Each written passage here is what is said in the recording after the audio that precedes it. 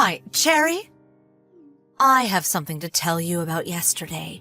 Do you have time to talk right now? Thank you for having us yesterday. Sure, I have time. What's the matter? Is something wrong? I was a bit shocked yesterday. You can't even cut fish properly. Huh? You're right. I'm not that good at cutting fish. Also, you didn't know the names of all the dishes. To be honest, I was really shocked. I think one of the reasons why I don't know the names of those dishes might be because I was born and raised in a different state. You're right, it was the first time I heard of those dishes. Thank you for teaching me. I appreciate it. I know, right? But, you know what? This is a problem. Huh? With that level of knowledge, I don't think you're suited to be my son's wife. I don't think you're suited to be his wife. You're not good at cooking. That's a huge problem. Yes, you're right. I will make an effort to be better at cooking. I'm not talking about being laid back and taking it easy. With this, I don't approve of you as my daughter-in-law. But That's why I thought of an idea. During the weekends, you should come to our house and learn how to cook. what? During the weekends? That's right. You should come every week without fail, because I will teach you how to cook. If you attend a cooking class, it will cost a lot of money. You should be thankful to me, because I'm offering to teach you. Thank you, but to be honest, I don't think it's possible to go every single week. What are you saying? I'm making time for you, and you're declining my offer? But realistically speaking, since my husband and I are both working, and we come home late in the evenings on weekdays, I have to clean the house and do other housework on the weekends. That's why I can't make time for that every single week. That's not the problem. What you can contribute is just to make time for the cooking lesson, right? I mean, there are times when my husband cooks for dinner, so since that's the case, I think it would be better to have my husband take the lesson with me. Huh? You're making Jim cook? Yes, he cooks sometimes, because there's days when I'm busier at work than him. So Jim cooks dinner for us during those busy days. Even though it's not right to ask Jim to make time for the cooking class during the weekends, right? He's exhausted from his work during the weekends. I'm in the same situation as Jim, too. If you really want to teach me how to cook no matter what, I will schedule my time so I can go on days when Jim can go, too. How selfish. Who do you think your husband is? Jim is the breadwinner of the family. You should sympathize with him at least a little. Even if you say that, I earn more than him, so... What? There's no way you're earning more than him. It's rare for the wife to earn more than the husband. It might just be because the company I work for pays well, but I earn more than Jim, and I might not have told you yet about this, but I'm the one who's been sending you the allowance needed for your daily expenses. Is that so?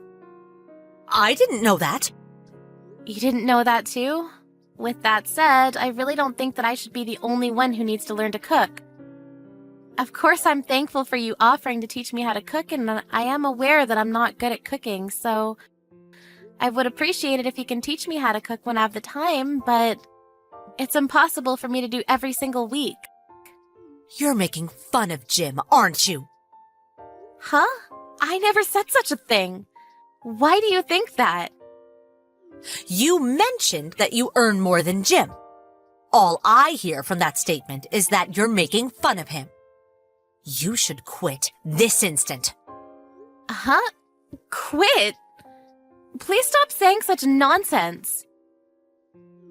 If you don't quit your job, you can't have a child, right? That's not really the problem. Jim and I are saving money, so we're thinking that it might not be the right time yet to have kids.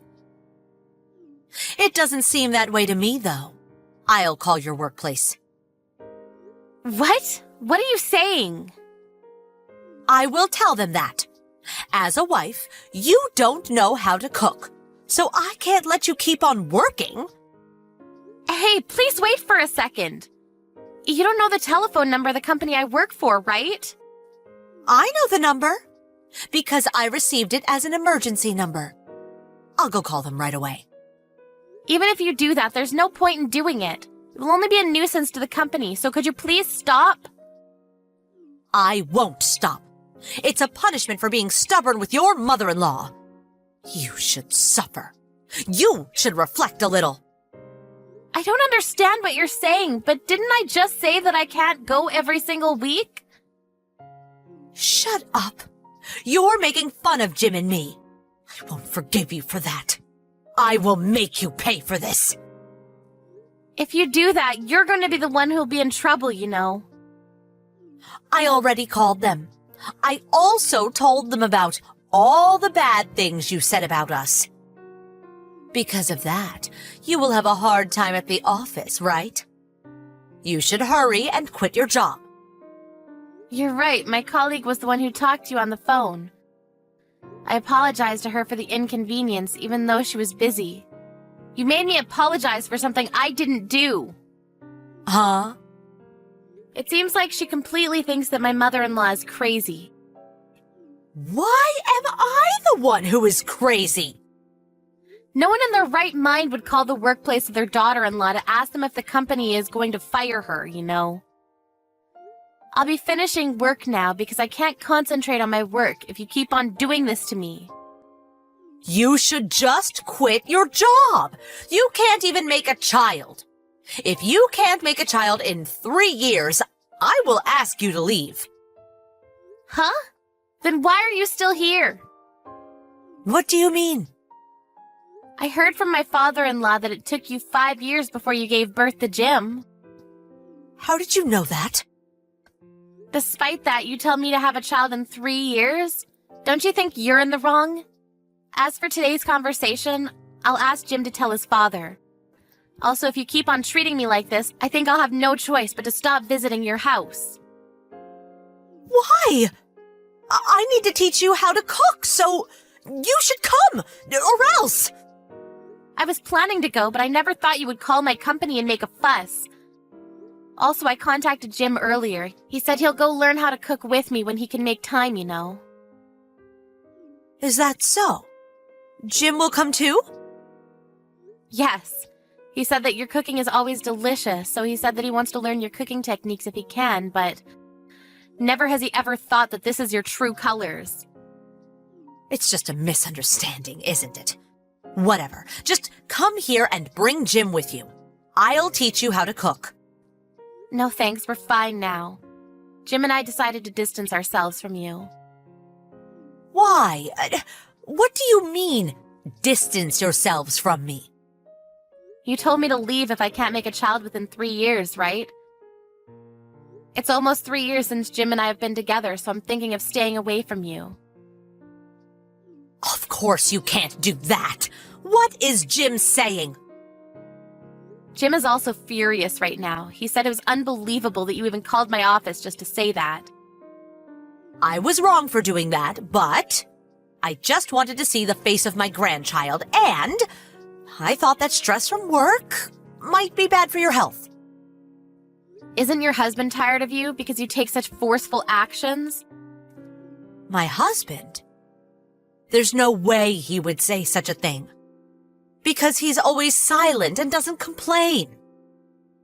Just like how you're treating me right now, all your words and actions that hurt me.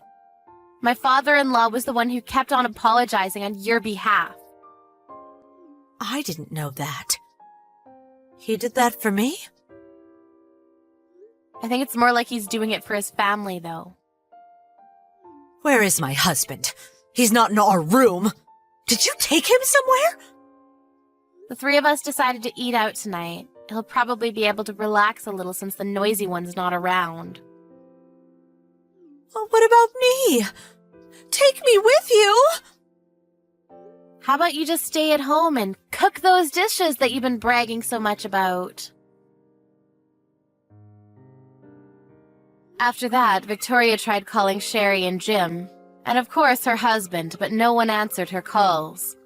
So she ended up eating supper all by herself. When her husband arrived home later in the evening, he pretended to not see Victoria and ignored her. So Victoria finally apologized. She was told that he won't listen to her if she doesn't apologize to Cherry, so even though Victoria doesn't want to apologize, she decided to go and apologize to Cherry. Apparently, she's thinking of cooking her signature dish that she's very proud of to bring with her to Cherry and Jim's house to apologize to them.